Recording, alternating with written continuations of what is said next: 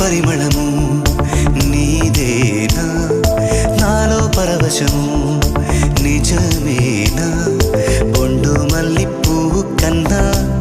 తేలికగు నీ సోకు రెండు కళ్ళు మూసుకున్నా లాగు మరి నీ వైపు సొగసును చూసి పాడగాయలా కనులకు మాట రాదుగా అలా వింతల్లోనూ కొత్త వింత నువ్వేనా ఆ అందం అంటే అచ్చంగాను నువ్వే ఏ చిలిపి కళ్ళు